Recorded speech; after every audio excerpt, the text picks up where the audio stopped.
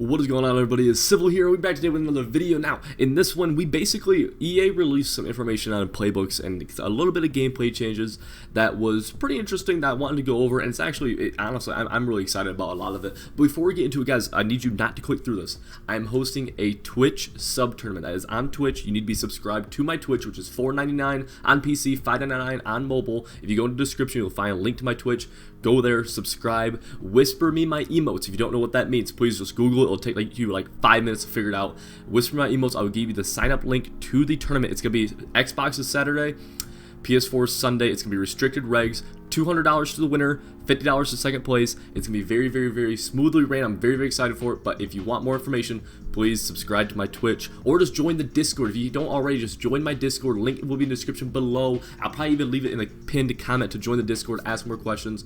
Do not just leave a comment here asking. Please join it. Help me out in terms of trying to join it, make it run smoothly, guys. I'm very excited to be doing this to give back to you guys. So with this, basically this whole long thing is talking about NFL live playbooks, a few different gameplay changes you'll see here, defensive adjustment to motion, and you know it's cool. It's cool. Nothing game breaking here, but I do want to talk about some of it. Okay.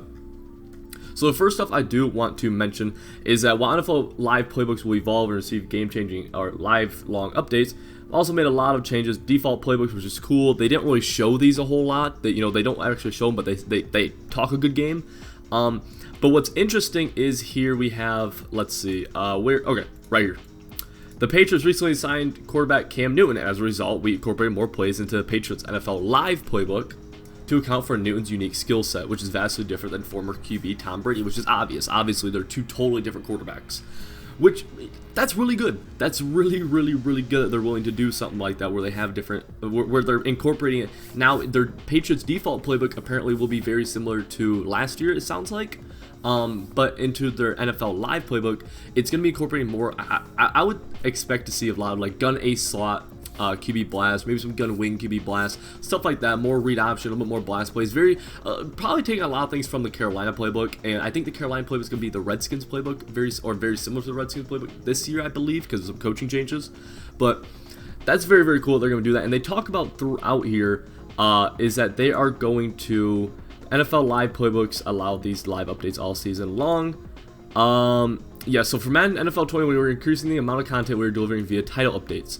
So what they mean by that is basically they're saying that they're going to add a ton of new playbook content per each title update, which is great because before, even with the live playbooks, they added some things, but a lot of it wasn't really that crazy. They added a little bit of gun bunch, added a little bit of strong close, a couple new formations, but it wasn't anything really like game breaking, anything super cool. So this is cool. It seems like they're trying to take the next step with this, which is awesome. That's an awesome thing that they're trying to do. Whether or not it'll be that cool, I don't know, but they do seem to be trying to make the next step for it, so you can't be too upset with that. Alright, but going into it a little bit more, we see that they did add, here's a few examples of some new plays in Madden NFL 21. This is pretty cool. We have PA boot. This play's been in here before. Maybe not exactly this from Bunch Ace, but this style of play has been here before. The only thing that might be cool here is maybe this crosser, if it's a good crosser. I doubt it, though. I'm not really too concerned about it. But the PA boot corner post, so basically this is a Copo with this corner breaking into a post. Once again, not super cool. More of a sim style play right there. It won't be competitive. It won't be really that good of a play. But it's cool that you can see that they're adding stuff. 66 Dixie is a new play, which it seems alright. And the next one, I actually don't know which is new here. I've seen this play before, or at least something very similar to it with this halfback corner route out of the backfield. Cool play, but nothing crazy. But it is cool that they are showing you some of the new stuff that they're adding. Defensive playbook updates, the same thing. They are saying, though, that not every 3-4 playbook will have 3-4 odd, and not every 4-3 playbook will have 4-3 normal, which I feel like was already a thing. I'm pretty sure some playbooks just did not have 3-4 odd if they're 3-4 based, and some playbooks did not have 4-3 normal even if they were 4-3 based. So once again, I don't really care a whole lot about that. I'm very curious to see how this translates over. Here they just give some examples of some live updates they made last year. Defensive adjustments to offensive motion system. This is huge. If you guys remember the I-form tight glitch last year where people would start audibly and motioning around and basically get to where they have a huge numbers advantage on one side by manipulating the defense. This is saying that they take they're taking a step to eliminate that, which that's important. That's very important that they're doing that. Here we'll see where it talks about the new adjustment in motion system taps into the logic we use for a defensive auto flip feature. That auto flip feature, I usually run with it on. You guys should probably do that too. Obviously, once the game comes, we'll talk a little bit more about that. But it seems like they're going to try to get it a little bit better. Defenses will adjust to this change of strength to maintain proper alignments and run fit gap integrity by treating the motion the same as an audible, which is basically they're changing the auto flip. They're using the auto flip auto flip logic to now interact not only with audibles, which is always a thing, but to now interact with motions, which is that's good. That's good that they're finally adding that. That's probably something I figured they would have done last year, but they just couldn't add it for whatever reason, or didn't think to add it. So now they're doing that. So if you see somebody motion, like if they have twins left and a tight end to the right, and they motion that left receiver to the right and create a strong side to the right, now you're gonna see the defense react to that. That's really that's a pretty big thing. In terms of especially for run defense, that is huge. Just being able to make sure you have the same numbers. Pass coverage. This is something that's kind of interesting. Defenders will use more appropriate man press animations as scale per the matchup with the defender's press rating versus the receiver's release rating. Last year, and it talks about this in here too, but I'll basically speak to you. Last year, a lot of very lowly rated cornerbacks could get pretty good press animations on wide receivers, and when people would send 8 at you and you'd get that press man, it'd be almost like that, and you wouldn't be able to get a chance to throw the ball. So not only is send 7, send 8 defenses dead in the next Madden, press man seems to be a little bit worse. So you're going to see a lot less of these send 8, pinch bug 0 style blitzes in this next upcoming Madden, at least in per terms of what they're talking about here. Which of course is a great thing. They do say that we've also tuned man coverage so that receivers with a higher route running, short route running, medium route running, deep route running versus defender's man coverage rating will have a slightly higher chance of winning on certain route cuts downfield. I also thought that this was already a thing. I guess it's cool that they're adding that. I feel like that was already a thing or should have already been a thing. Players with higher route running should have a better chance to beat defenders with lower man coverage. I don't really know. I'm fairly confident that was already a thing, but what they do say is these principles will also apply to many of the match zone coverages. That's really important because match zone, honestly, you could have some pretty bad defenders out there, but as soon as they would match onto a wide receiver, they would stick with them and became man coverage essentially, but they would just stick to them no matter what the rating was for the most part. So this is a very, very cool addition. We made some solo improvements to a number of legacy plays in Madden 21.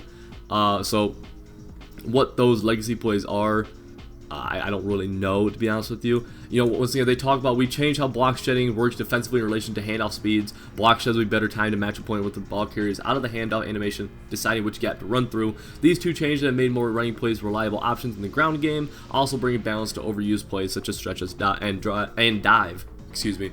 So it seems like if you guys remember some of these run plays, like think about like halfback zones from under center. Those are very, very slow hitting run plays. The handoffs were very, very slow, and a lot of times you would get shedded before the handoff even happened.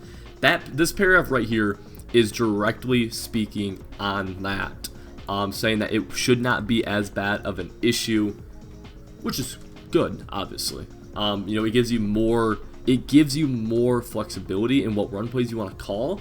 And obviously, stretch and dive were super overused last year, along with some power O. And it seems like this will be a little bit more spread out. Now, this is all talk. I'm not convinced that these slower runs, I don't think halfback zones or halfback inside zones under center will be very, very good at all, to be honest with you. But this is what they say. Before the snap, we've updated animations used for pre-play motion, both for auto motion and manual motion. Realistically and athletically, when in transition from one alignment to another, the motion movements are also contextually appropriate based on the player position. That's just a cool thing. It's just really cosmetic right there. We added more variety in receiver stance animations, which account for receiver's body type. What I'm curious about this is if different... Yeah, so along with the new stance, we cleaned up some issues with releases into the routes when not being pressed to get them into the routes and downfield faster to improve the timing of the passing game. What I'm interested in is if different wide receiver stances, how drastically you'll be able to notice these, but how different wide receiver stances will actually relate to getting off the press and being able to get downfield faster. I don't know if it'll make a difference, but that's one of like those little nerdy things that you can kind of read during this, where you can kind of start to assume, well, it might make kind of a difference later on. Halfback slip screens have been adjusted in many areas. The first is the halfback getting cleaner release on his route. These have been very bad for a long time. While avoiding traffic near the line of scrimmage, we also added functionality for the screen blocker to sometimes block your rusher in the inside gaps before releasing out on the screen, so that the QB has enough time to get the pass off for heavy pressure. I don't really care about that second part. I guess you just have to see how it really does. In addition to halfback improvements to screen passes, another addition of halfback choice routes, which will be commonly used in trips formations.